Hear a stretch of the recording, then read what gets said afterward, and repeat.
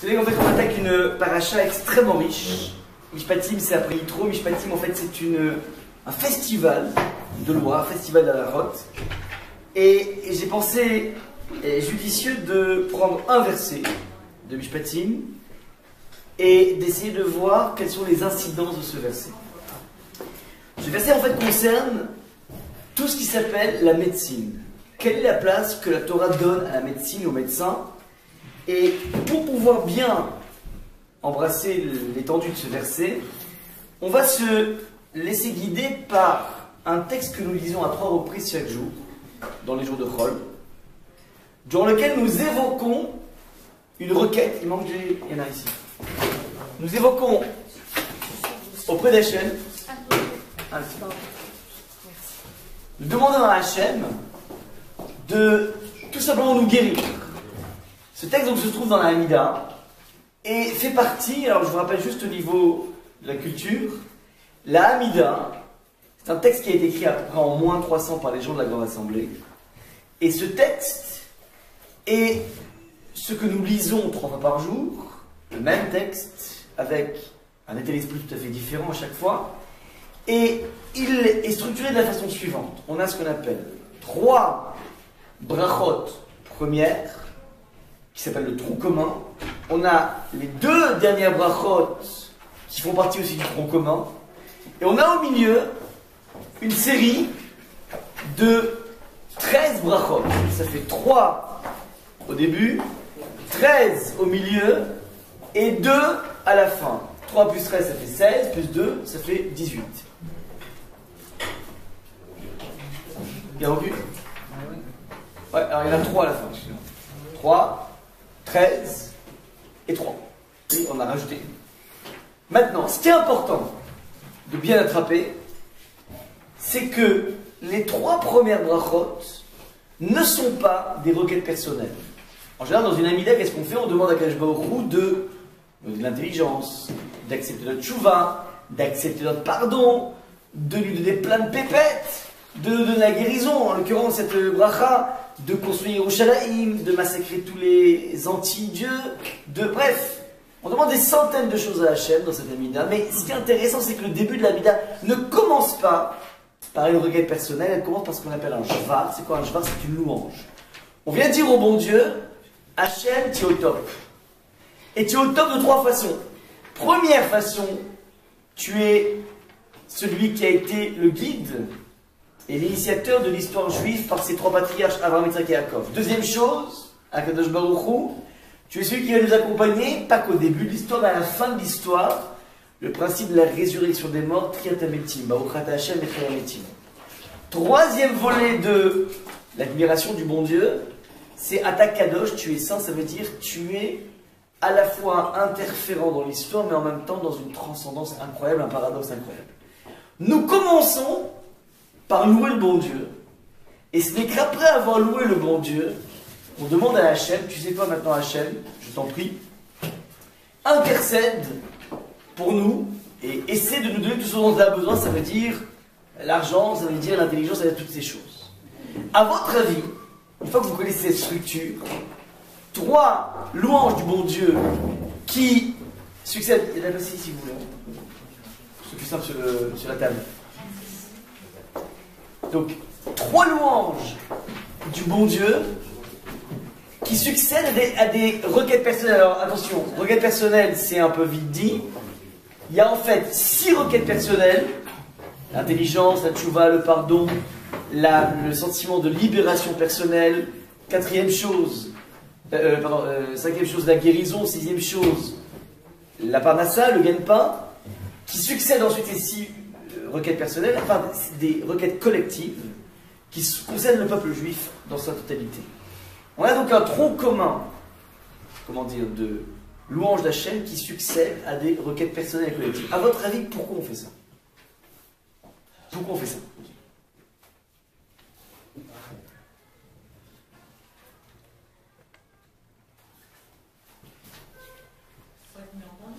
Comment?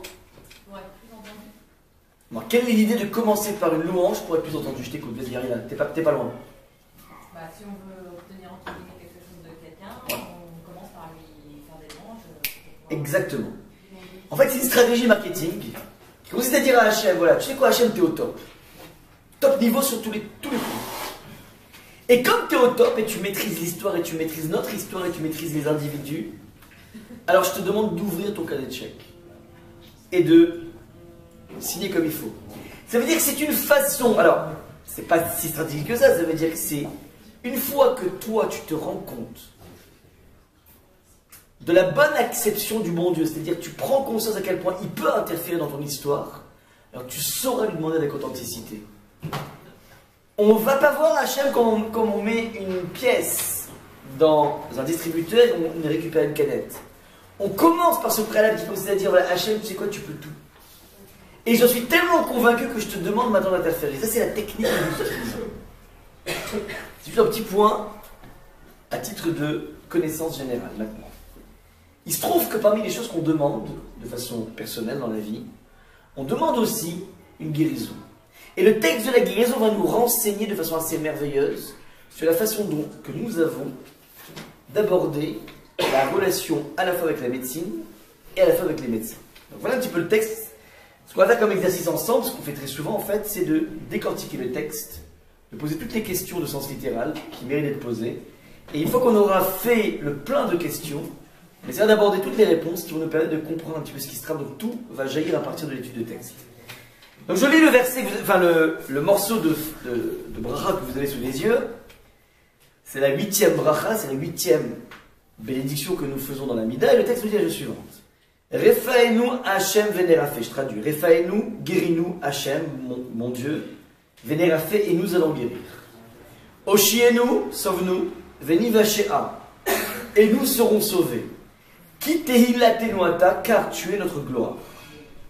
Ve'ale arucha, et apporte-nous arucha de façon pérenne, ou marpe lechol tachalenu, de nous guérir de toutes nos maladies, ou l'chol marchovenu, et de tous nos coups, ou l'chol makotenu, et de toutes nos plaies. Qui quel rofé rachman venemanata, car tu es un Dieu qui guérit, qui est miséricordieux et fidèle. Baruch ata Hashem rofé cholam Israël. Tu es béni Hashem qui guérit les malades de son peuple d'Israël. À vous de jouer, up to you, pour décortiquer ce texte et essayer de poser toutes les questions qui méritent d'être posées. Donc on va le relire rapidement en français. Guéris-nous Hashem et nous serons guéris, sauve-nous et nous serons sauvés, car tu es notre gloire. Et apporte-nous une guérison totale à toutes nos maladies, nos coups, nos plaies, car tu es un Dieu qui guérit, miséricordieux et fidèle. Tu es béni, alors tu es source de bénédiction plutôt, Hachem, qui guérit les malades de son peuple, du peuple d'Israël. À vous de jouer pour commenter ce texte. Tous les coups sont permis, question de syntaxe, question de sens, question de redondance, bref, voilà, à vous de jouer. Il y a pas mal de réflexions quand même sur la guérison. Alors Myriam attaque en disant, bon voilà, c'est vrai que le sujet central est la guérison, mais on le répète sans arrêt. Ouais, c'est un peu lourd cette répétition, donc guéris-nous et nous serons guéris. Comment on dit, Ve'ale arucha marpé, et guéris toutes nos plaies. Et tu es un guérisseur, et Baruch Hashem, tu guéris. Bref, il y a une répétition assez lourde du terme de guérison, très juste. Ensuite. La formulation des deux premières phrases, c'est formulé comme si le fait d'avoir guéri nous, juste le fait d'avoir dit, sous-entendait que c'était fait.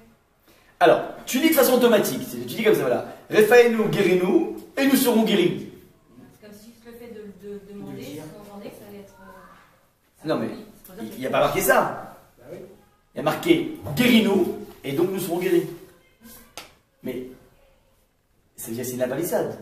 Évidemment, si nous guérit, on sera guéri, donc c'est en trop. Il n'y a que comme ça qu'on est guéri, que par Hachem. Ouais.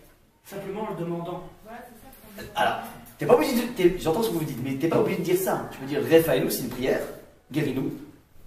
Du coup, on sera guéri. Je répète, mais ça ne veut pas dire... Enfin, ça ne veut pas dire grand-chose non plus. C'est une question à poser, c'est dire guéris-nous. Et donc, si tu nous guéris, du coup, on sera guéri. C'est ça qui est marqué.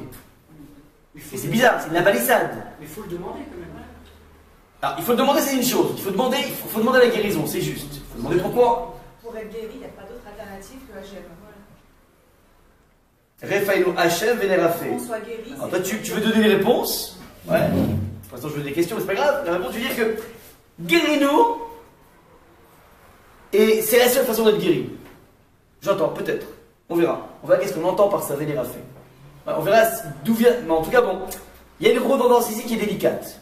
Donc, on peut très bien dire Refainu, sauve-nous. Atsilou, sauve-nous.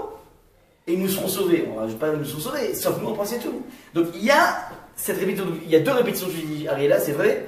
Il y a Refainu, guéris-nous, et Oshienu, et sauve-nous. Et nous serons sauvés. Là aussi, on peut poser la question, évidemment, si tu nous sauves, on sera sauvés. Ouais, donc c'est un peu bizarre. Ouais. Par exemple, dans les paroles qui précèdent, on demande à Hachem de l'intelligence. Ouais.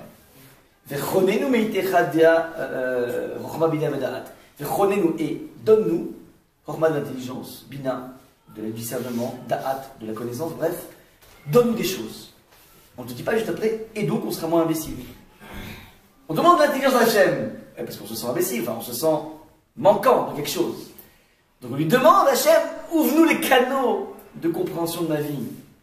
Mais tu ne dis pas, et donc du coup on sera moins bête. C'est tout. Donc il y a quelque chose ici qui est à exploiter, Vénère a fait, et on va se guérir, et on va être sauvé. Très juste. Ensuite. What else? Le premier, c'est une Yoel, guérison. deux secondes. Yoel, spirituelle. Yoel, excuse-moi.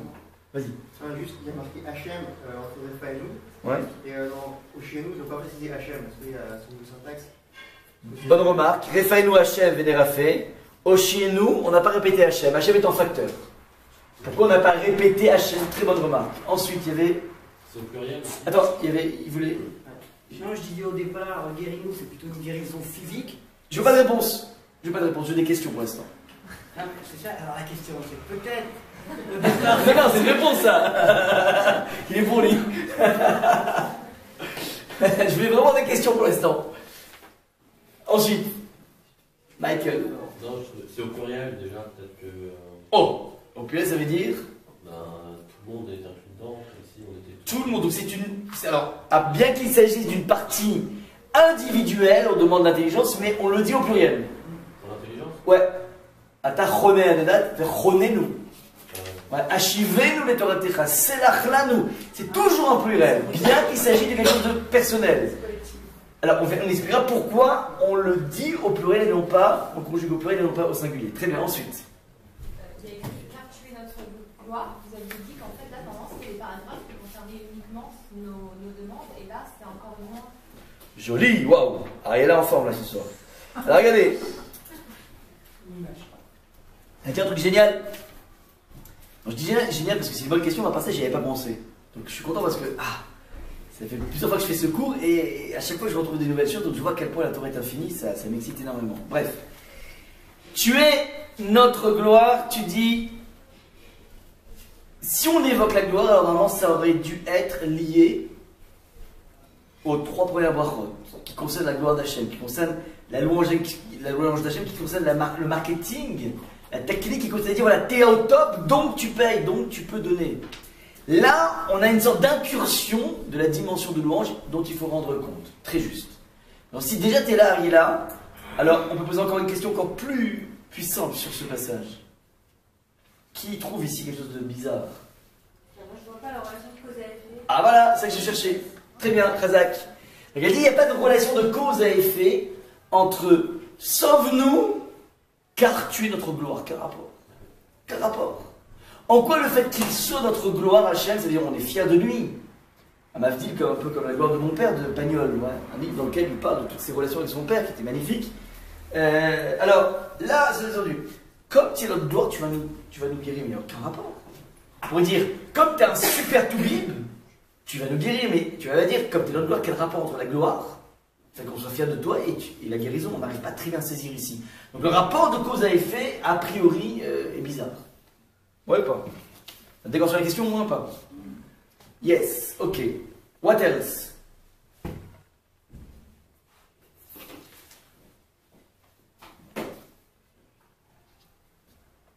On retrouve la même chose dans la phrase d'après. Vas-y. Non, une guérison. Et après, car tu es un Dieu qui guérit, Là, j'aime mieux. Je te demande plein de choses parce que tu es capable de qu'elle refait que tu peux faire ça. Donc là, on est dans le même champ. C'est à toi, c'est vers toi que je m'adresse, parce que c'est toi le grand Toubib. C'est toi le ponte mondial. Donc ça, je comprends, ça ne me gêne pas. Le rapport de cause à effet est respecté ici. On est encore dans la deuxième partie de la phrase, dans la louange. Oui, ok. Ah, d'accord, c'était la première question. Ok, d'accord. Ah, ouais, c'est bien, super, excellent. D'accord, j'entends. Yoann. C'est un peu dans la répétition, mais quand dans la fin on dit apporte-nous une guérison totale. C'est-à-dire qu'au début on parlait d'une guérison partielle. On demandait une guérison. Attends, où tu as vu guérison totale? Allez, on fait au froid, c'est traduit total en tout cas. C'est pas Ouais, parce que Arucha c'est long, ouais. C'est-à-dire total, ça veut dire pérenne. Oui, donc c'est-à-dire que la première fois c'était pas une guérison pérenne. Alors, pas mal, ouais. Il y a quoi? Qu'est-ce qui s'est passé entre temps? On a joué petit bras au début, puis ensuite on demande un peu plus. Ouais, alors il faut très bonne remarque, super. Mais là, on a l'impression que c'est précisé dans la deuxième partie, nos maladies, nos fous, nos pieds. J'ai l'impression que c'est physique dans la deuxième partie, dans la première partie, c'est peut-être même spirituel ou psychologique. Ah bah moi j'aurais dit exactement l'inverse. Mais, Ah ouais? ouais.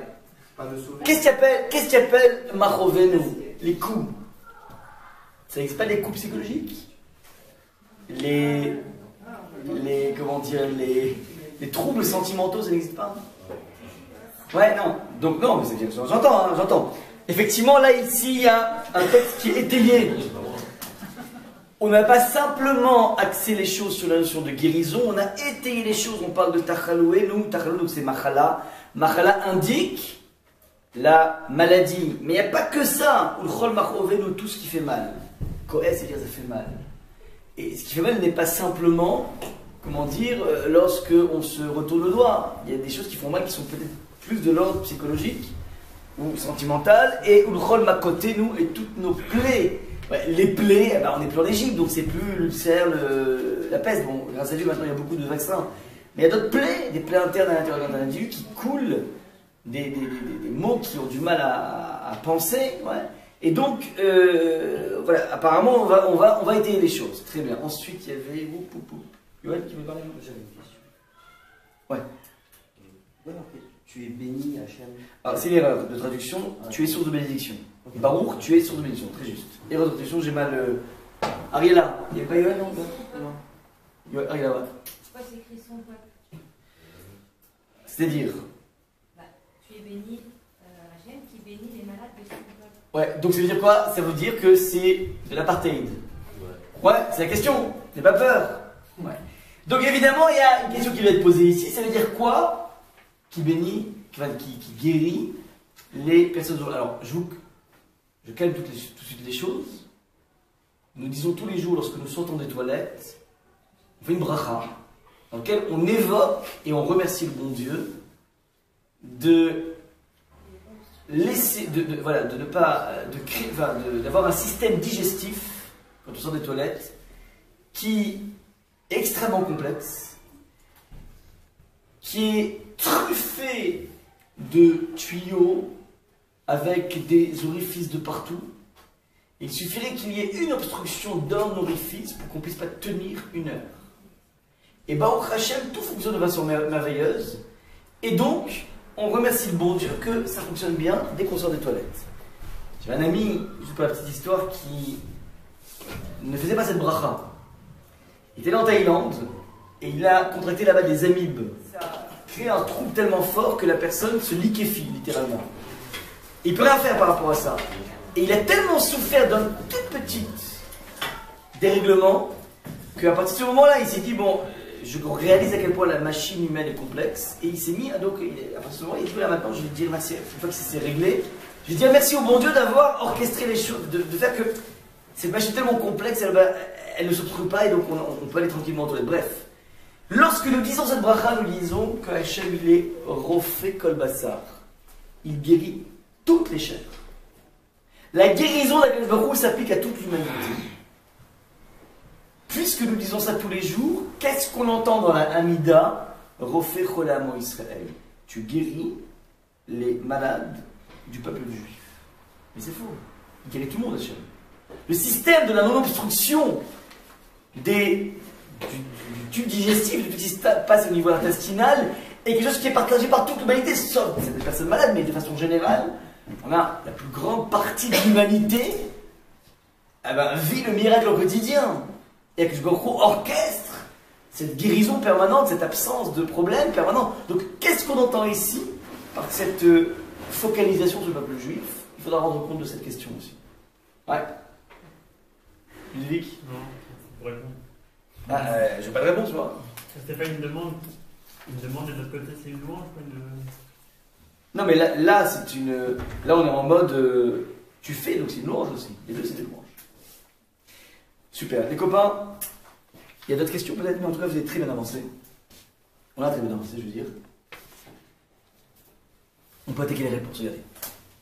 Je vais commencer par quelque chose qui a l'air annexe, mais qui va nous renseigner de façon radicale par rapport à ça. Regardez. Cette bracha que nous faisons dans la Hamida est exactement la 8e bracha. Numéro 8. Maganavot, première. Mechayametim, deuxième. Akel Akadosh, troisième. Chonenadat, l'intelligence, c'est la 4e. La Tchouva, c'est la 5e. La Slicha, le pardon, c'est la 6e. La 7e, c'est la Géoula, c'est la libération personnelle qu'on demande. Et la 8e, on demande la guérison. Elle est juste avant la demande de pépette, la demande d'argent. Ouais, la demande d'une bonne parnassa. Maintenant, la guérison, elle est à la place numéro 8 au niveau des brachot. Et vous savez que dans la Torah, on ne se contente pas simplement de donner des messages par des lettres. Les chiffres ont quelque chose à dire. Il existe une science dans la Torah qui s'appelle la gamatria. Et cette gamatria, elle te crée une corrélation entre les chiffres et les lettres. C'est pas ou les chiffres ou les lettres, c'est pas ou les maths ou le français, c'est le maths et les français en même temps. Alors, le chiffre 8 a quelque chose d'assez particulier. Et la Gemara pose la question suivante. Vous avez donc ce premier vocabulaire dans le grand 1, petit 1. Pourquoi cette 8e bracha, les gens qui ont concocté ce texte de la Hamida, ont voulu que le 8, la 8e bracha, on parle de guérison. Le 8 soit associé, le chiffre 8, soit associé au concept de guérison. C'est la question qui est posée par les maîtres du Talmud. Je vous rappelle le niveau chronologique. Les gens de la Grande Assemblée, c'est moins 300. Le Talmud, c'est plus 400. Donc il y a 700, après 6 siècles d'écart entre la rédaction de la Hamida et la rédaction du Talmud. Les maîtres du Talmud ont un regard sur le texte, un texte qui est ancien, vieux, et ils disent, mais pourquoi lorsqu'ils ont orchestré les choses, ordonnancé les choses, alors ils ont créé une corrélation entre le chiffre 8 et la guérison. Alors, réponse de la Gemara, c'est édifiante. Mitor Shelitna Mila Beshminit, étant donné que le 8e jour, la Mila, la circoncision a été donnée le 8e jour, et que cette circoncision nécessite une guérison, parce qu'on sait très bien à quel point il y a un impératif de coagulation au niveau de la Mila, et que les médecins ont montré, en tout cas c'est incroyable, qu'on a tous, comment dire, un pourcentage de coagulation, ce sont des enzymes, ou je ne sais pas comment ça s'appelle au niveau médical. S'il y a des médecins ici, ils pourront me corriger tout de suite ou m'enseigner. En tout cas, il y a une faculté du corps de coaguler. On se coupe, au bout de quelques temps, il y a un système qui se met en place. Maintenant, le taux de coagulation, c'est-à-dire la vitesse de coagulation, est au top chez l'enfant, pas à partir, mais le 8e jour. Elle est à son sommet. Il se trouve que c'est ce 8e jour qu'Hachem nous a demandé de faire la Mila. On aurait fait les Milot le 7e jour. Eh bien, d'une certaine façon, ça aurait été infiniment plus dangereux au niveau de la coagulation. Maintenant, attention. Je ne suis pas en train de vous dire que le bon Dieu, il a vu dans le corps humain que le 8e jour, une coagulation qui est mieux, donc il a dit on va placer le 8e jour la Brit Mila. C'est l'inverse qui se passe. C'est étant donné que nous devons faire la Brit Mila le 8e jour, alors la nature va se façonner, va se modeler en fonction de cette dimension spirituelle. Et donc la nature elle-même va sécréter un supplément de coagulation ce jour-là. C'est toujours le principe. Nous ne mangeons pas des fruits de mer, pas parce que ça donne l'hépatite B, l'hépatite je sais pas combien, l'hépatite C ou je sais pas quoi. Les gens vont vous dire, ouais, c'est hygiénique la Torah, parce qu'en fait elle te permet de ne pas manger du porc, parce que le porc passe son temps à fouiner dans la crasse, et puis les fruits de mer, c'est le vecteur d'hépatite. Ouais. Alors, ça c'est une lecture extrêmement minimaliste de la Torah. Nous avons l'habitude de raisonner de façon inverse, c'est-à-dire de dire que la Torah a interdit les fruits de mer, on ne sait pas pourquoi. Interdit du porc, on ne sait pas pourquoi non plus. On n'a pas vraiment d'explication logique. C'est du domaine du lien que je tisse avec Hachem, qui est parfois pas forcément soumis à une rationalité. Ouais. Et d'ailleurs, très souvent, les relations d'amour ne s'expliquent pas. Tu ne peux pas les rationaliser. Ça ne se conceptualise pas, c'est comme ça. On s'aime. Et on a du mal à expliquer pourquoi, mais c'est comme ça, ouais, ça fonctionne. Et paradoxalement, plus on sera capable de faire des choses non rationnelles pour l'autre, plus c'est révélateur d'un amour grand. Alors ça c'est ce qu'on marque avec Hachem, on ne mange pas de porc, parce que, pas parce que c'est hygiénique, parce qu'Hachem l'a demandé maintenant. Étant donné que la Torah va fixer que le porc est interdit et que les fruits de mer sont interdits, alors les fruits de mer vont avoir l'idée saugrenue d'aller dans des zones chaudes de l'eau, qui est beaucoup plus propice au développement des bactéries. C'est l'inverse qui se passe. C'est étant donné que les poissons, qui ont des arêtes et des nageoires, donc qui peuvent bouger, qui ont une faculté d'être beaucoup moins sédentaires, beaucoup plus nomades, étant donné que ces poissons sont permis, donc ils vont aller dans des parties froides de l'eau qui font qu'il y a moins de bactéries. Et inversement, c'est ça qu'on fait, c'est que, sous-entendu, il y a une dimension spirituelle qui fait que la nature va se modeler en fonction et pas l'inverse. C'est pas, puisque la nature est comme ça, donc Hachem va créer une sorte de code de loi qui est sympathique. Pas comme ça que ça se passe. En tout cas, juste pour vous dire ce petit point important, nous avons un chiffre 8 qui est la 8e bracha de la Vida. Et pourquoi, dans cette 8e bracha, on inclut les notions de guérison? Parce que c'est incroyable. Le 8 rappelle la Brit Mila. Or, la Brit Mila, la circoncision, nécessite une guérison. Donc, on a créé ce lien. Donc, il y a un lien. Alors, vous voyez un petit peu comment c'est biscornu. Et je veux comprendre pourquoi le 8e est lié à la guérison. Parce que 8 rappelle la Brit Mila. Et la Brit Mila a besoin de guérison. C'est ce que dit le Talmud, mais c'est incompréhensible. Je vais vous donner un exemple. Il y a plein d'autres choses dans la vie qui nécessitent une guérison. On aurait pu très bien imaginer, par exemple, voilà, il y avait un roi qui s'appelait Hiskiyahu Amalek, le roi Hiskiyahu. Et ce roi Hiskiyahu a un jour été malade, et on aurait pu dire de la même façon, voilà, le roi Hiskiyahu a été malade, et il a été guéri, je sais pas moi, un 8e jour. Le 8e jour du mois de Hadar, par exemple. Donc, puisque lui, le 8e jour du mois de Hadar a été guéri, alors le 8e bracha, c'est la guérison. On peut très bien faire ça. Vous entendez le problème ou pas? C'est-à-dire le Midrash, enfin le Talmud est allé chercher une raison complètement, annexe de la correspondance entre le chiffre 8 et la guérison. Et dire voilà, donc si nous parlons de guérison, alors on va penser forcément à la circoncision. Mais tu peux penser à autre chose, tu peux penser à la maladie de Myriam, tu peux penser à la maladie de telle et telle personne. Qu'est-ce qu'il y a de spécifique, encore une fois, dans cette mila, dans cette circoncision du 8e jour, qui justifie que lorsque nous demandons une guérison à Hachem, eh ben, nous la demandons, liée à la Brit Mila. C'est ça la question essentielle qu'il faut comprendre dans ce passage du Talmud. L'élément de réponse, il est à partir d'une... David, tu peux juste fermer la porte. Merci. L'élément de réponse, il est à partir d'un élément de la Gemara. Faites bien attention à ce que dit la Gemara. La Gemara part du principe, et c'est ça qui va être une clé essentielle pour comprendre notre relation avec la médecine. La Gemara dit dans Shabbat la chose suivante, En isurim belo avon. Une épreuve est toujours liée à une incartade, à une faute. Alors attention. On n'est pas du tout en train de dire ici que lorsqu'un individu est frappé par une épreuve, je peux, moi, de l'extérieur, porter un regard stigmatisant, accusateur, qui s'appelle « Ah bah, si t'arrives ça, c'est bien fait pour ta figure ». De porter un regard sur autrui, parce qu'on ne connaît pas, nous ne sommes pas les flics du bon Dieu, nous ne sommes pas les ministres de la justice du bon Dieu, on ne sait pas ce qui se passe. Mais je peux le dire sur moi, je peux le dire dans la vie, si j'ai un problème, alors c'est dû à certaines raisons, rationnelles peut-être, mais il y a peut-être derrière chacune des épreuves de ma vie une interpellation du bon Dieu pour essayer de réfléchir. Je ne dis pas que j'aurai forcément la réponse, mais peut-être qu'il n'existe pas, et comme ça on vit notre émouna, notre confiance en Hachem, il n'existe pas un exemple, un moment dans la vie qui n'est pas sous surveillance d'Hachem. Et donc si demain j'ai eu un PV, fondamentalement, parce que j'ai mal garé ma voiture, c'est vrai, mais je vais aller un peu plus loin que ça, et peut-être que Hachem est en train de me dire quelque chose. Je ne sais pas quoi, mais je suis toujours sur le qui-vive pour créer un lien avec le bon Dieu. Ça, c'est en fait l'étude d'un juif qui consiste à dire, voilà, il n'y a rien qui se passe sans qu'il y ait une surveillance du bon Dieu, sans qu'il y ait une interférence du bon Dieu. Je ne suis pas en train de dire qu'il me punit. Je suis en train de dire que je suis connecté avec lui. Ça, c'est donc le premier point. À partir de là, lorsqu'on part dans le monde de la maladie, on débouche dans le monde de la maladie, alors on rentre un petit peu dans la sémantique de la Torah, regardez ce qui est marqué, qui est assez magnifique. Maladie se dit comment en hébreu?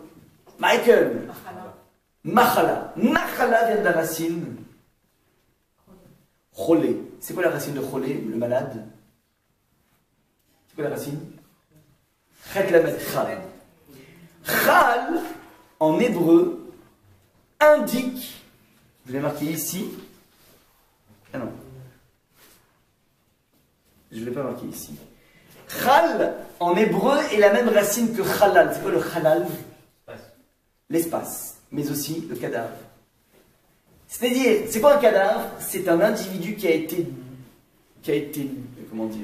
privé, qui a été départi, si vous voulez, de son âme. Il y a un trou chez un cadavre. L'espace, c'est finalement le vide. Chalal, c'est le vide. Sous-entendu, cholé provient, donc le concept de la maladie, provient d'une certaine forme de vide spirituel.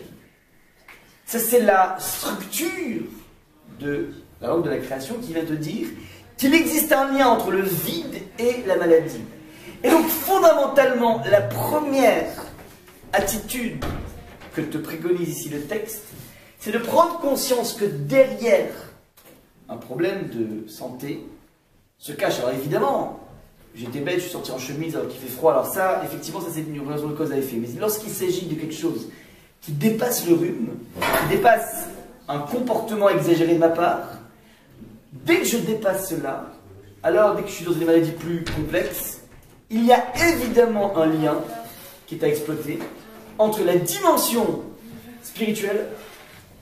Il y a des places ici. Il y a des places ici. Et encore, ça fait tout. Ça vous dérange pas? Pas du tout. Bienvenue. Bienvenue au club. Tu l'as une? Moi, je crois qu'il y a des À mon avis, demandez l'heure parce que je comprends. la feuille tourne en même temps. Michael, Jennifer. Ça tourne ou pas, ouais? Non, je pas les feuilles, mais la feuille des noms. Tu peux la faire repasser? Merci. Derrière aussi. Chuchote derrière si tu peux. Merci. Donc je répète, regardez, il y a une subtilité ici très importante. Cholé vient de chalal, qui veut dire l'espace, qui veut dire le trou, qui veut dire le manque. Il y a une recherche permanente d'un juif de se dire, si j'ai un souci maintenant de santé, c'est que, non pas j'ai fait des fautes, c'est que je suis interpellé par le bon Dieu qui est en train de me dire, voilà, fais quelque chose par rapport à ça. Prends conscience à vide, je t'écoute. Parce qu'il me semble bien avoir entendu que toutes les maladies elles sont envoyées par Hachem, sauf les maladies concernant le chaud et le froid. Genre, Ouais, c'est ça que j'ai dit. À part le froid et le chaud, enfin le froid, pas le froid, le froid. Ouais, le froid. Si je suis sorti en chemise dehors et j'attrape la crève, je n'ai pas besoin d'aller chercher une raison spirituelle à ce qui se passe. J'ai pas besoin de me sentir interpellé parce que ça c'est vraiment action-réaction. C'est-à-dire tu mets ta main sur le gaz, ça brûle, t'es pas en train de dire waouh, qu'est-ce qui se passe au niveau spirituel. Ouais. Donc ça c'est ce qu'on appelle lorsqu'il y a un lien tellement facile. Ouais. Je me suis éclaté avec du chocolat, j'ai une crise de foie. Et ouais, wow, c'est très simple. En fait, c'est ça qui est intéressant, c'est de dire lorsque c'est simple, il n'y a pas de spiritualité. Ouais. Dès que ça devient un peu plus complexe, c'est que on t'interpelle pour essayer de réfléchir maintenant. Inversement, quel est le pendant de la maladie? C'est être en bonne santé en hébreu, ça s'appelle Bari. Bari, ouais. Bari, c'est la brioute, c'est, comme on dit à une personne qui éternue, on dit la brioute pour que tu aies la bonne santé, brioute. D'où vient, quelle est la racine de Bari? Yud Aleph, c'est quoi la racine? C'est comme Bria. C'est quoi Bria? C'est la création. Quel est le lien entre la santé et la création? Réponse. Lorsque je suis digne d'être créé, je suis en bonne santé. Vous avez l'idée ou pas? C'est cette faculté, dans la Torah, de créer un lien direct entre ta recherche spirituelle, ton état spirituel et ton état physique. Il y a un principe de connexion directe qui est proposé ici au milieu du texte. Maintenant, à partir de là, lorsque la Torah te dit, lorsqu'on va parler de guérison, on va s'affilier à la notion de Brit Mila, le Talmud veut te dire, bien que la Brit Mila, évidemment, elle nécessite une guérison. Pourquoi? Parce qu'en fait, c'est une vraie plaie, et cette plaie, elle mérite donc il faut que les choses se coagulent. Mais ce besoin de guérison, il vient à partir de quoi de la part de la personne? Il n'y a pas de dimension spirituelle. Il n'y a pas une erreur spirituelle, au contraire, il y a une mitzvah. C'est-à-dire une personne a fait une mitzvah, et cette mitzvah m'oblige à être malade. Donc finalement, nous mettons un enfant dans une sorte de maladie obligée. Maladie de façon pareille, une sorte de blessure obligée. Et c'est... Oui ou pas, Yudit? Ouais. Donc maintenant, cette blessure en question est une blessure auquel je demande à Hachem d'intervenir, pour laquelle je demande à Hachem d'intervenir, et cette intervention n'est pas liée à une carence spirituelle. Donc on est exactement dans la dimension du médecin le plus médical qui existe. Donc je répète, ce que veut dire ici le Talmud, c'est que la connexion entre notre demande de guérison et celle de la Brit Mila, c'est-à-dire que moi de mon côté, je vais faire mon possible pour faire tchouva, c'est-à-dire pour me rapprocher d'Hachem, et donc toi de ton côté, Hachem applique, une fois que je me suis pris en main, applique le travail que fait le médecin ultime qui s'appelle Hachem. La connexion entre le chiffre 8 et la guérison est là pour nous dire qu'on doit avant tout, avant de s'adresser à Hachem, être capable de résoudre la dimension spirituelle, notre dimension spirituelle, cette vérité spirituelle. C'est ça qui se passe ici. Première lecture. Deuxième lecture. Le 8 nous dit le Maharal de Prague est toujours lié au chiffre de la transcendance. Le 7 est le monde de la perfection du monde naturel. Le monde fonctionne avec un cycle de 7 jours. Ouais, il y a 7 jours, comment dire, qui définissent l'équilibre du temps. Il y a dans toute représentation sophistiquée du monde, elle se fait avec un cube, c'est le 3D. Et le cube incorpore 6 faces plus une 7e. La 7e, c'est le barycentre, c'est le point qui sous-tend toutes les faces. Si vous observez un cube, on arrive à entendre qu'il y a une force de gravité qui sous-tend toutes les 6 autres faces. Le monde du 7 est le monde de la perfection. Il y a 7 notes de musique. Do, ré, mi, fa, sol, la, si. On finit sur l'octave qui s'appelle le Do. Mais avec 6 notes, tu crées l'harmonie du monde. Tu s'appelle Bach ou Beethoven, mais avec 6 notes bien agencées, tu crées la beauté du monde. La perfection dans ce monde, c'est le chiffre 7. Ouais, il existe 7 sciences. Les 7 branches de la Menorah sont là pour exprimer aussi ce concept de la perfection. Le 8 est non pas la dimension parfaite du monde, mais la transcendance, le dépassement du monde. Et faire une Brit Mila le 8e jour, c'est avoir cette ambition de connecter, pas une ambition, une réalité de connecter un enfant dès sa tendre enfance vers la transcendance. On le rend adapté, on le formate à une notion de transcendance, et c'est le 8. Donc, lorsqu'on vient dire que la notion, la requête de guérison se fait la 8e bracha, par connexion avec là, c'est pour nous dire qu'on réalise, et c'est là le point le plus crucial, que toute guérison, quelle qu'elle soit, un mal de tête, une petite angine, elle est du domaine de la transcendance. C'est quelque chose de miraculeux. Vous allez dire, c'est bizarre. À chaque fois que je prends un spifen, j'ai plus mal de tête. Il faut être capable, même si ça marche tellement bien chez moi, de intégrer le fait qu'il y a quelque chose de totalement miraculeux là-dedans. C'est comme ça qu'on fait ce qu'on appelle des gains de spiritualité dans sa relation avec Hachem. Parce que plus tu vas pénétrer Hachem dans ton paysage, plus tu vas faire pénétrer Hachem dans ton paysage, plus tu vas petit à petit palpiter avec lui. C'est ça qu'en fait que veut nous dire le texte. Le 8e et le 8, c'est la transcendance et c'est la vérité. Deuxième point dans cette partie. Il existe un débat des maîtres du Moyen-Âge par rapport à l'autorisation d'aller consulter un médecin. Je répète. Quoi? Batterie faible. Ça va marcher. Ici, de brancher.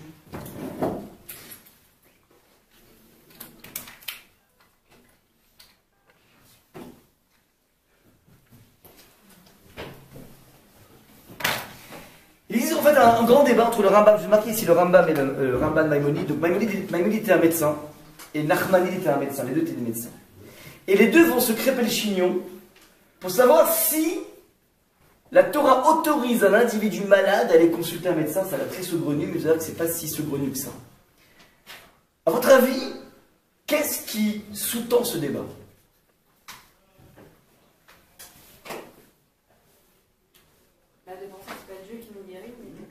Pardon?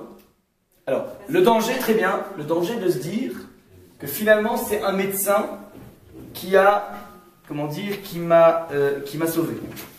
Et donc il y a un danger d'avoir un médecin dans lequel tu pourrais croire que finalement il fait obstruction par rapport au bon Dieu. C'est vrai, mais pour autant, même s'il y a un risque, j'ai quand même pas évité de me guérir, qu'est-ce qui pourrait justifier une opinion qui dise qu'on n'a pas le droit d'avoir un médecin? Alors, je vous donne très rapidement l'idée, c'est la suivante. C'est que si je pars du principe que tout vient d'Hachem, donc la maladie aussi vient d'Hachem. Et si la maladie vient d'Hachem, alors il te l'a envoyé, il peut te l'enlever. Depuis quand je peux aller à rebours de la volonté du bon Dieu? Vous comprenez le problème ou pas? Si tout vient d'Hachem. Et monsieur, mais après, il y a une mitzvah de se protéger aussi. Mais c'est la question qui dit qu'il y a 17 mitzvahs. C'est-à-dire, j'ai le droit, non, je peux faire attention de ne pas faire de bêtises, je peux faire attention de ne pas faire des sports complètement fous dans lesquels je risque de ma vie. Mais quand je suis quelqu'un qui vit normalement, et puis d'un coup que Dieu préserve, arrive un problème. Dans ce problème, c'est. Hachem est au courant de ce qui se passe. Qui m'a dit, pardon? Il a créé la maladie, mais il a créé la guérison aussi. Donc, Mais- étant donné qu'il a créé. Mais lui-même! Mais lui-même! Mais non, mais du moment où il a créé la médecine, je devrais pouvoir l'utiliser. Donc celui Mais qui qui a l'a dit? inventé. Mais non! Peut-être que la médecine a été inventée pour gérer. Je sais pas, pour gérer. Je sais pas, vas-y, pour gérer les gens qui ne croient pas en Dieu. Peut-être, je sais pas. Alors, regardez, le débat il est marqué dans le Ramban. Tout commence à partir d'un verset de la paracha. La paracha dit la chose suivante. On parle ici donc des dégâts d'un bonhomme qui travaille chez un patron. Et ce bonhomme a été endommagé. Et donc, nous dit le texte de la Torah, s'il se relève, donc il a été endommagé, donc il a eu un accident. S'il se relève et qu'il puisse sortir appuyé sur son bâton, l'auteur de la blessure, donc le patron, sera absous. Toutefois, il paiera le chômage et les frais de la guérison. Donc, on te dit en fait en 2 mots qu'un patron qui embauche quelqu'un, si toutefois la personne est accidentée, il devra payer à la fois le chômage et à la fois donc, tous les frais médicaux. Et le texte de la Torah s'exprime de la façon suivante: Verapo irapé, et guérir il guérira. Oui ou pas? Guérir, Verapo irapé, il devra guérir. Et le Talmud, dans le traité de Baba Kama, page 85, dit la chose suivante, vous verrez en bleu ici: Rabbi Ishmael Omer, Verapo irapé, et guérir il guérira. Qu'est-ce qu'on entend par cette redondance? Pourquoi répéter le mot? Le Talmud est intrigué par cette répétition, il va dire Mikan Sheitan Reshut les refait les rapports. De là, on apprend de ce verset, puisque la Torah envisage le fait de payer des frais médicaux, c'est qu'on peut aller voir un médecin si on n'a pas de frais médicaux. Donc, puisque la Torah envisage ça, c'est révélateur du fait qu'il ne s'est pas initié d'aller voir un médecin. Donc, vient dire le Talmud, de ce verset, j'apprends qu'en fait, on peut voir un médecin. Ça veut dire que ce n'était pas si évident. Si la Torah n'avait pas marqué, alors a priori, ça n'aurait pas été évident. C'est incroyable comme truc. Alors, on va voir les 2 thèses qui viennent, l'une dire qu'on n'a pas le droit de voir un médecin, l'autre qui vient dire qu'on doit aller voir un médecin. Ce sont 2 maîtres, le Ramban Nachmanide et Maïmonide. Les 2 étaient médecins, les 2 étaient les plus grands maîtres du Moyen-Âge, et chacun va justifier sa position en essayant ensuite de voir la synthèse. Alors, je vous fais en rapide le Ramban Nachmanide qui est sur la gauche, il est en hébreu, je vous le traduis rapidement. Il dit que, voilà, la klal qui biyot Israël chez les Vim Rabim, il dit, le peuple juif arrive à sa plénitude, il ne doit pas se fonctionner de façon naturelle. Le peuple juif a été mis en place pour montrer, pour être l'ambassadeur de la transcendance. Et donc on ne doit pas avoir chez un juif une dimension rationnelle. C'est-à-dire, leur système politique ne doit pas être le même. Ouais, dit le Ramban, ouais, lorsque Ben Gurion s'était exclamé en disant waouh, super, enfin une prostituée à Tel Aviv, enfin un état normal, bah, il dit non, un juif ne doit pas créer un état normal comme les autres. Il y a quelque chose de transcendant dans les juifs. Le Bichalam, Velo Beachim Mehem, qui est Varech Hashem. Pourquoi? Parce qu'en fait, Hashem a une surveillance particulière par rapport à nous. Il bénit notre pain, il bénit notre trop. Et surtout, nous dit le Ramban, c'est lui qui s'occupe de nous dégager des épidémies. Ad shelo yitzarchu lerofé velishtamer pardon, bederech midakeh lofotal. Tellement il nous protège Hachem qu'on n'a même pas besoin d'avoir recours à un quelconque médecin. Que Moshe Omar, qui a mis Hachem, comme le verset le dit, Hachem s'est placé comme étant le Toubib. Je suis le Toubib. Il a dit, tu sais quoi? J'amène une preuve.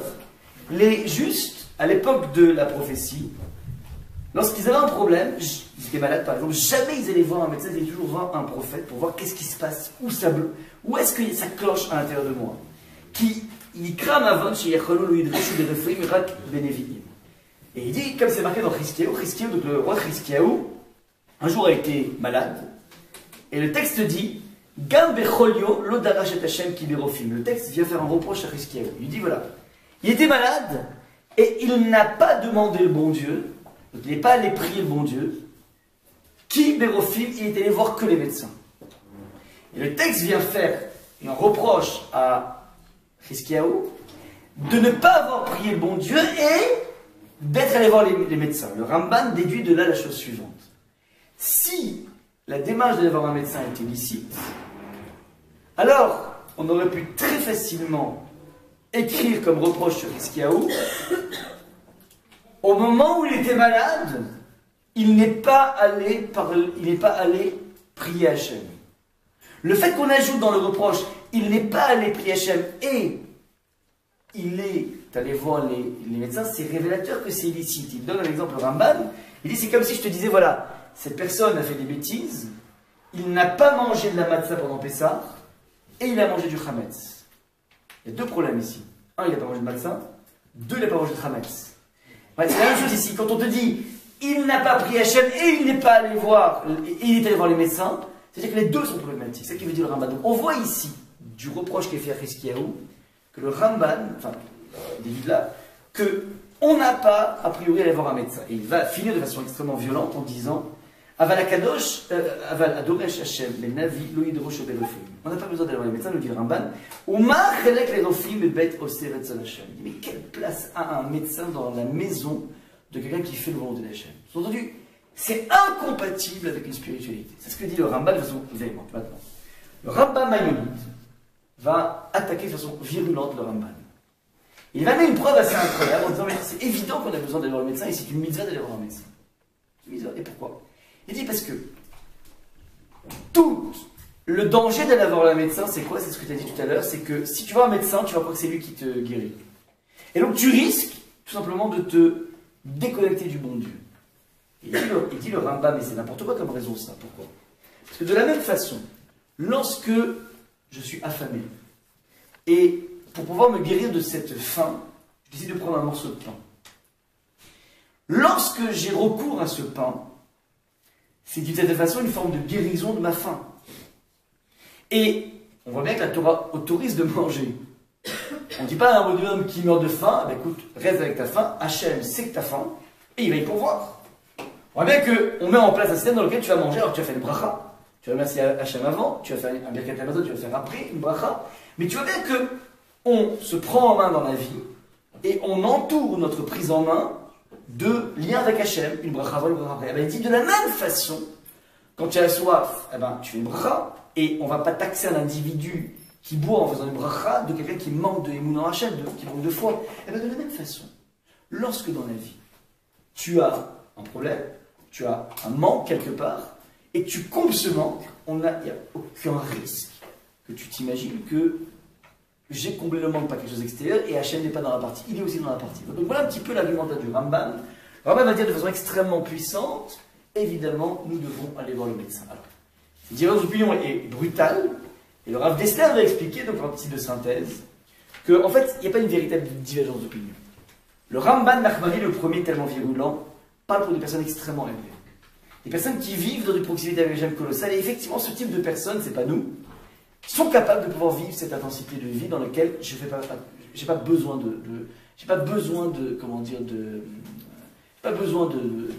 d'intermédiaire. Voilà, je peux m'arranger avec Hachem directement. Aujourd'hui, il n'y a plus de personnes qui peuvent faire ça. Tous les plus grands rabbinim prennent le médecin. Et le Rambam, lorsqu'il parlait, Maïmonide parlait en fait pour le commun des mortels. Lui, il dit évidemment tout individu est censé avoir un médecin. Donc on se calme, on verra encore les médecins. Maintenant, petite bémol, le Rashba va dire, et c'est mentionné dans le Shulchan Aruch, lorsque nous prenons un comprimé, tu prends un aspirine parce que tu as mal de tête, et ça a toujours marché. Là, le Shulchan Aruch, donc le code de loi te demande de précéder la prise de ton médicament d'une petite fila.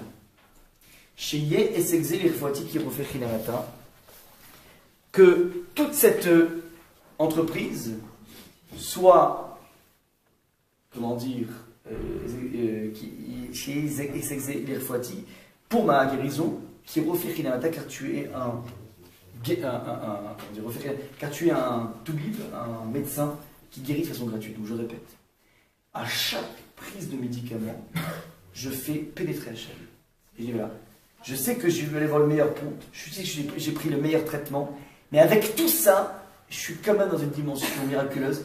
Donc je te demande à Akadosh Baruch Hu de mettre en place les choses comme il faut. Ah oui, là. Comment? Le Rajba. Je suis dans le... Non, mais la petite fila... Ah, où c'est marqué? Chier, c'est les photos qui refait les matins. Non, je crois l'amour. David.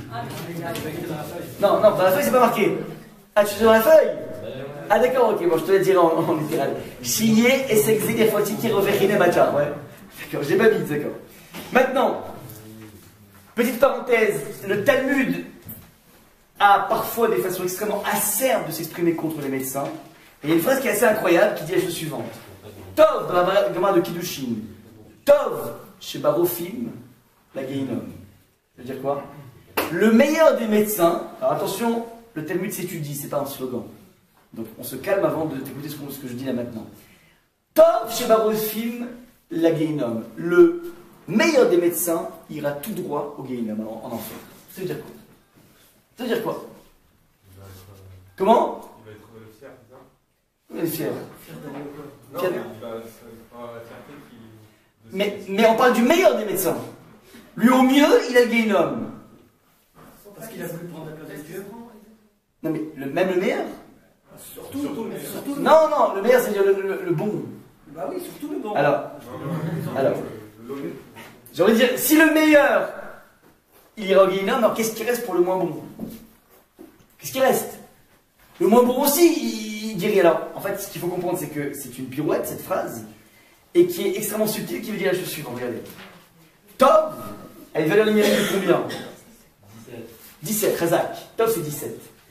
17 nous rappelle quel chiffre? Non, ouais, non, mais. Pardon.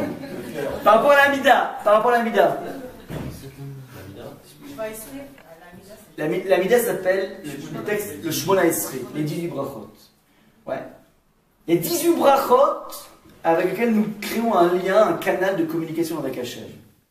Et on te parle du refait, Tov chez Barofé. Tov c'est 17, c'est-à-dire, on parle d'un individu, un refait, un médecin, qui fait toutes les requêtes à Hachem, mais vu son comportement, il y a une requête qui fait passer la refoua, c'est-à-dire qu'il se croit tellement boss par rapport à ça qu'il a oublié le bon Dieu. Donc lui, cette personne qui oublie le bon Dieu, donc le Tov, c'est-à-dire celui qui n'a que 17 brachot dans la Mida et pas 18, qui a oublié une des brachas, lui, il est au Geinom. Ce n'est pas du tout un verdict pour tous les médecins du monde, c'est un verdict exclusivement réservé aux médecins qui ont qui caressent l'idée qu'ils sont les gens les plus puissants. Mon épouse en Israël avait travaillé en informatique en tant que chef de projet, et elle travaillait sur un projet d'oncologie, donc c'était un logiciel qui valait $1 million et qui était vendu à tous les hôpitaux d'oncologie en Israël. Donc, un jour, elle a eu donc à travailler avec les professeurs de Farsaba, donc un grand hôpital d'oncologie, et dans lequel se trouve un cancérologue de renom qui s'appelle Bar Refaeli. La maman. La maman. Alors, donc, ma femme l'a rencontrée là-bas, et elle m'a raconté à quel point elle était choquée de l'attitude des médecins vis-à-vis des patients. Ils passaient leur temps à engueuler, à déchirer les patients. Elle m'a dit, c'est pas possible, ça veut dire qu'il y a dans leur attitude qui devrait être une attitude humaine, il y a quelque chose de complètement incroyable dans le lien qui se tisse avec eux. Donc ça, en fait, c'est de là que naît ce verdict extrêmement assez par rapport au film, et toujours par rapport à ce lien, on ne peut pas oublier, j'ai un peu brûlé parce qu'il fait chaud, on ne peut pas oublier la dimension, comment dire, d'Akadosh Baruch Hu. Chaque entreprise de maladie doit être précédée. Il y a des places ici, venez. Dommage, non? David, viens. Non, tu peux. Très bien, regardez. Maintenant, il nous reste maintenant, une fois qu'on a compris bien le contexte et la façon dont la Torah aborde la relation avec le médecin, cette faculté de systématiquement placer le bon Dieu dans chacune des entreprises, à partir de là, on peut essayer de répondre à toutes les questions qui ont été posées. Nous allons commencer par dire Refaenu Hashem Vénérafé. Guéris-nous Hashem Vénérafé et on sera guéri. Première des choses, ce verset s'inspire de façon assez incroyable, enfin pas ce verset, cette phrase du jour de la Grande Assemblée s'inspire de façon incroyable d'un verset dans Yirmiyahu, dans Jérémie. Regardez le verset, on va jouer au jeu des différences. Le verset dit à Josué Refaeni Hashem Vénérafé. Oshieni veivaché akitilati ata. Guéris-moi Seigneur et je serai guéri, sauve-moi et je serai sauvé car tu es le Dieu de mes louanges. Quel est le lien entre ce verset et le début de la bracha que nous faisons? Ouais, très bien, Stéphane. Alexandre? Tu as dit ouais? Ah c'est toi, pardon, excuse-moi. Vas-y. C'est le jeu, c'est pas nous. Ouais, donc en fait en deux mots, la seule différence c'est que lorsque les gens de l'Assemblée se sont inspirés de ce texte de Jérémie, ils ont juste recopié le texte au pluriel. Donc, on a posé la question pourquoi le pluriel? Réponse. Pourquoi au pluriel? Le verset est dit au singulier. Pourquoi on a concocté les choses au pluriel? Réponse. Parce qu'il y a un principe dans la vie. Lorsque tu as une requête personnelle à faire, lorsque tu veux une guérison, tu veux quelque chose, ça vaut le coup de t'intégrer dans un groupe. Parce que tu auras l'effet synergique des prières, primo. Secondo, il y a une dimension d'incubateur. C'est-à-dire que si ça réussit pas pour moi, ça va réussir pour autrui. Et donc s'inclure dans un groupe, c'est une façon d'avoir un peu plus de poids, c'est le principe du lobbying. On fait du lobbying avec le bon Dieu. Donc ça, c'est ça qui explique, si vous voulez, le passage du pluriel, pardon, du singulier au pluriel. Deuxième point. On a dit que la source ultime de la guérison dans la Torah est marquée dans le verset qu'on a marqué, qu'on a écrit ici, dans le grand 1, pardon, petit 2, Verapo Yerapé. On parlait en fait du devoir de s'occuper des dégâts qu'on a commis auprès d'un bonhomme qui travaillait pour nous. S'il a été endommagé à cause de nous, on doit lui payer à la fois le chômage et Rapo Yerapé, on doit lui payer les frais médicaux. Les commentateurs font la remarque suivante: Rapo Yerapé, guérir tu guériras, rappelle l'expression que nous avons ici dans la Mida, Refaenu Hashem Vénérafé. Mais quelle est la nuance entre Rapo Yerapé et Refaenu Vénérafé? Quelle est la nuance? Il y a une petite nuance extrêmement subtile. Yoel. C'est marqué, non? Le dagash. Ouais, ok. Mais sans tricher. J'ai marqué ici le dagash en moins, alors c'est pas grave. Rapo Yerapé. Rapo, c'est avec un P comme le rap. Rapo Yerapé, ouais. Rapo Yerapé. Et nous disons dans la Mida, la requête que nous avons avec Hachem, c'est Refaenu avec un Fé. Alors le P et le Fé, c'est pareil. Il y en a un qui est avec un dagesh, un point. Et le dagesh te permet d'insister. Donc vous voyez un petit peu la différence entre le P et le Fé. Un mec du voyage qui s'appelle le Rabbeinu Bechaye et qui dit la chose suivante. Le P est dur, le Fé est tendre. Le verset nous parlait d'aller voir un médecin pour pouvoir gérer le souci d'un dégât, d'un accident. Et là, lorsque c'est un médecin qui gère la réfoua, qui gère la guérison, alors c'est Rapo Yerapé de façon dure. Le dagesh est un point qui indique l'impact d'une piqûre. Ça fait mal les piqûres. Par opposition à Refaenu Hashem Vénérafé avec un fait, c'est-à-dire lorsqu'on demande à Kadosh Baruch Hu de nous guérir, on lui demande de nous guérir de façon tendre sans que ça fasse mal. Il n'y a pas d'acharnement thérapeutique dans la requête que nous demandons à Hashem. On lui demande de nous guérir. Donc en fait, c'est la raison pour laquelle il y a un décalage entre la source du verset Rapo Yerapé et ce que nous demandons Refaenu Hashem Vénérafé. C'est la première chose pour expliquer la différence du P en fait. Deuxième chose, lorsqu'on dit Refaenu Hashem Vénérafé, on évoque Hashem, et c'était une question de Yoel. Pourquoi tu parles d'Hachem? Parce qu'en fait, on veut que ce soit lui le tout Bible. Parce que lorsque c'est lui le tout Bible, il arrive à gérer tous les aspects de notre maladie. Il arrive à nous guider vers le nœud spirituel, il arrive à nous guider vers le nœud physique. Et c'est quelque chose qui est toujours plus durable. C'est ça la différence entre Refaenu Hashem et Rapo Yerapé. Troisième point, je vais marquer ici le danger des médecins. Le Stapler lit le verset de la façon suivante: Rapo Yerapé, guérir, c'est-à-dire de la médecine Rapo. Yerapé, tu nous guériras de la médecine. Je répète. Stapler lit le verset de la façon suivante: Hashem, guéris-nous de la médecine. Tout se passe comme si la médecine serait nocive, et on demande une guérison par rapport à ça. Alors l'élément de réponse, enfin, de compréhension est le suivant. Il existe des médecins qui guérissent, ou qui essaient de guérir, mais qui peuvent détruire un individu par une parole, en condamnant l'individu.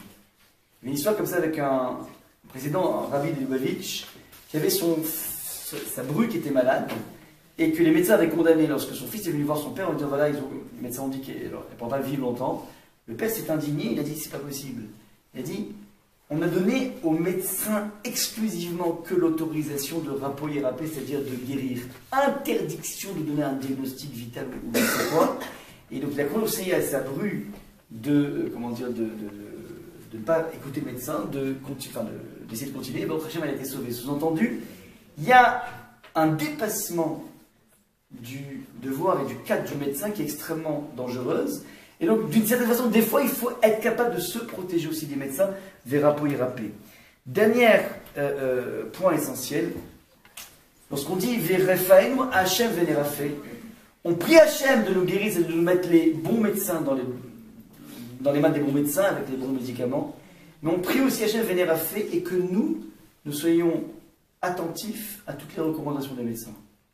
Parce que parfois tu peux avoir le bon ponte qui s'occupe de toi, et par folie, par indifférence, ou je ne sais quoi, par inconscience, on fait notre cuisine à notre façon, on n'écoute pas le médecin. Donc le texte dit Refaïnou Hachem Venerafé. Hachem, guéris-nous, donne-nous les bons outils, fais-nous faire les bonnes rencontres, et lorsqu'on a fait des bonnes rencontres, qu'on ne gâche pas cette relation Venerafé. Cinquième point par rapport à ça, il y a une Gemara qui dit la chose suivante, d'Arash, lorsque l'individu est malade que tu préserves, alors il y a une technique qui consiste à aller voir un sage et demander une bracha.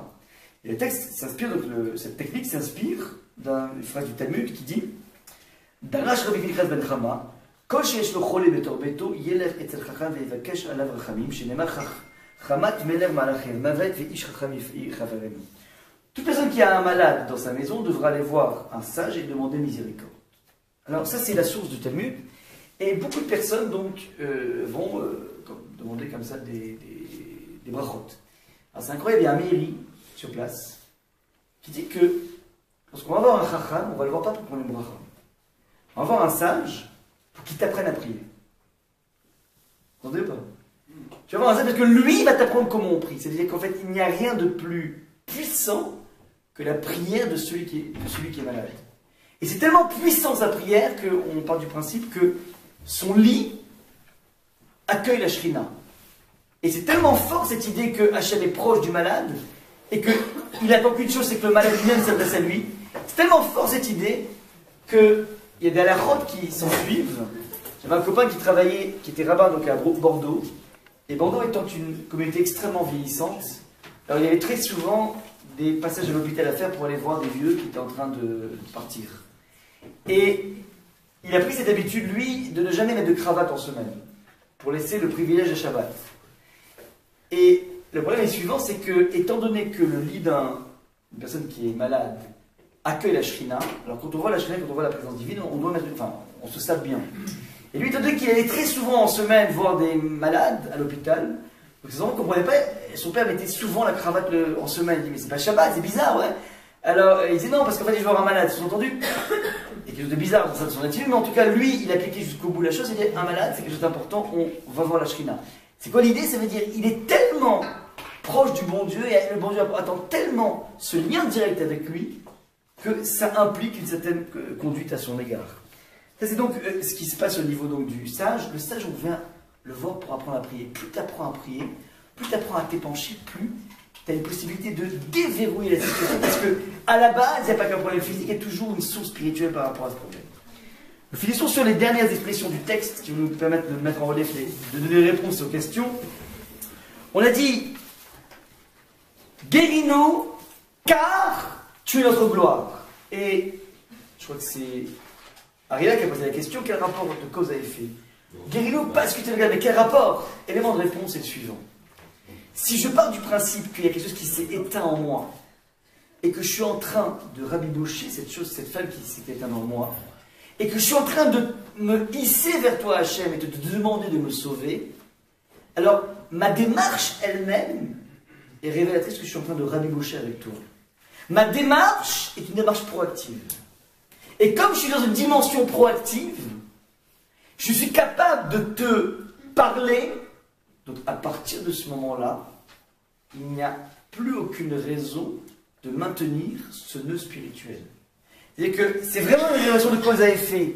Étant donné que je suis en mode connexion avec toi maintenant, en mode soumission à toi, donc tu vois que j'ai réparé mon problème spirituel, puisque je te mets au centre de ma vie. Donc comme je suis capable de te louer, donc tu veux nous guérir. Vous comprenez le lien cause-effet? C'est bon ou pas? Donc vous voyez le lien, c'est-à-dire, tu vois bien que là maintenant, en disant Réfalou, je m'adresse à toi. Et tu es mon dernier recours. Si je suis capable de dire ça, c'est que je ne suis plus le même bonhomme. J'étais à l'époque engoncé dans une sorte de déconnexion avec toi. Mais là, je me reconnecte. Si je vous reconnecte, ça veut dire que maintenant, tu peux déclencher la guérison. Mais pourquoi le terme gloire? Gloire, ça veut dire grandiose. Qu'est-ce qui te gêne dans la gloire? Non, c'est-à-dire, on ne va pas dire on va pas dire qu'il est guérisseur, qui nous guérit. On va dire, je suis en train de te louer là maintenant. Je suis en train de reconnaître que c'est toi l'essentiel de ma vie. Donc il n'y a plus de raison de maintenir une obstruction physique. Ça c'est donc le point. Je finis donc sur les dernières expressions. Les chol tacholelu, donc évidemment, lorsqu'on parle de maladie, c'est pas que la maladie au niveau, comment dire, physique. On implique toutes les choses qu'on a mal digérées dans notre vie. Ouais, toutes les douleurs, tous les soucis, toutes les angoisses, tous les échecs sentimentaux, toutes les angoisses psychologiques, tout ça, c'est ce qu'on demande à Akash Baruch Hu. On est extrêmement étayé par rapport à ça, on ne se limite pas. Dernière chose, Rachaman, lorsqu'on évoque Hachem, il est un guérisseur, Toubib, un docteur. Rachaman, Veneman. Rachaman, c'est dire miséricorde, Veneman et fidèle. C'est comme miséricorde et fidèle, deux aspects. Premier aspect, il s'arrange pour guérir en douceur. Ouais. Et ça, c'est quelque chose qui n'est pas forcément, comment dire, le lot des médecins. Les médecins veulent réussir leur coup. Ils veulent à tout prix éradiquer une maladie, peu importe les efforts, très souvent. C'est malheureux, mais très souvent, il y a de l'acharnement thérapeutique. Là, on espère d'Akash Baruch Hu quelque chose de beaucoup plus soft. Primo. Secondo, Neeman, fidèle. C'est-à-dire que même si un individu a coupé court au niveau spirituel avec Hachem, parfois, il est maintenu artificiellement par un mérite des parents, un mérite de beaucoup de choses. Et donc, il y a toute une comptabilité collective qui est mise en place par rapport à un individu, qui fait qu'un individu peut échapper à beaucoup de choses grâce à des choses qu'il aurait faites avant, ou bien grâce à une généalogie. Dernier point, on a posé la question, mais c'est quoi cet apartheid, donc, a priori, de dire que Akash Baruch Hu, il guérit à Mo Israël, son peuple. Et qu'en est-il du reste de l'humanité? Alors que nous disons, à chaque fois qu'on sort des toilettes, que refait comme ça, il guérit toute l'humanité. Donc qu'est-ce qui se passe ici? Réponse. Nous avons demandé non pas une guérison à Hachem, qui est du domaine physique, tel que, de façon générale, les nations le demandent.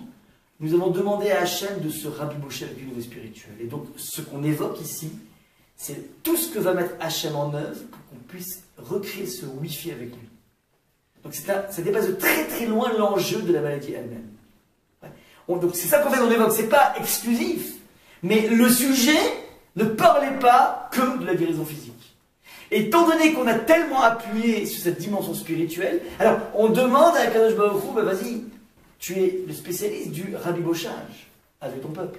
Ouais. Lorsqu'on fait un effort vers toi, lorsqu'on veut se lisser vers toi, alors on sait que tu es capable de faire ça. Et donc c'est ça qu'on met en place. On demande à Akadosh Baruch Hu de façon radicale, sauve-nous par rapport à ça. Je m'arrête là, j'espère qu'on a répondu à toutes les questions. S'il y a d'autres questions,